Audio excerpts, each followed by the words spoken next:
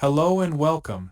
In this video we will explore basic concepts of deep learning like batch size, epoch, iteration, overfitting and underfitting. So let's start today's lesson.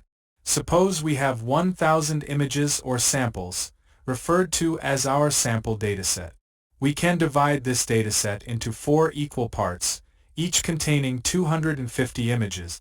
Each part is called a batch, and together they are referred to as batches.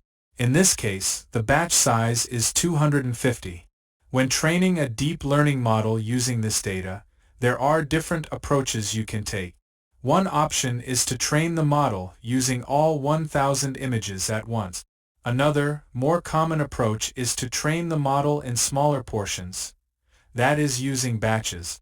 In our example, we divided the data into 4 batches, but you can choose to divide it differently depending on your needs. For instance, you could split the data into 2 batches, each with 500 samples, or into 10 batches, each with 100 samples.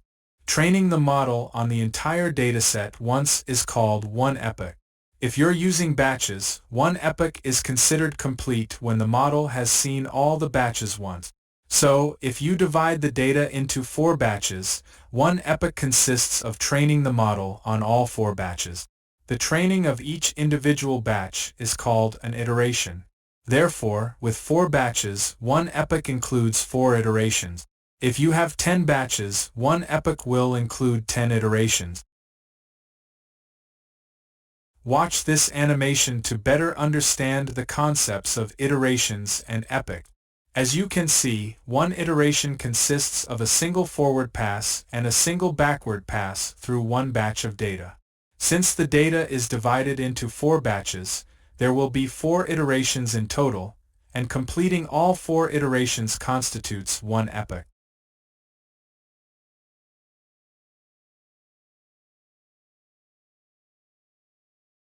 In this section, we will discuss how to calculate the number of iterations in one epoch. To compute the number of iterations in one epoch, you divide the total number of training samples by the batch size. Here is the mathematical formula to compute iterations in one epoch. Let's assume we have 10,000 training samples and the batch size as 100, so the number of iterations per epoch would be 100. Now let's illustrate importance of batch size, epochs and iterations.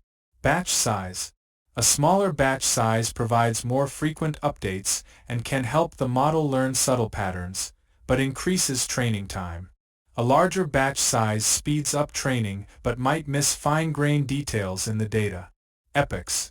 Too few epochs can lead to underfitting, where the model fails to learn meaningful patterns from the data. Too many epochs can cause overfitting, where the model performs well on training data but poorly on unseen data. Iterations. Too many iterations can prevent convergence and waste computational resources.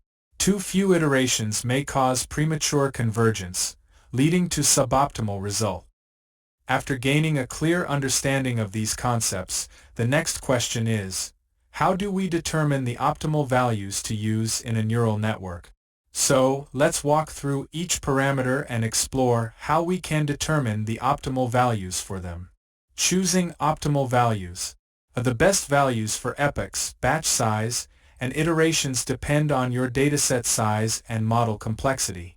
Finding optimal settings is often a trial and error process. A common strategy.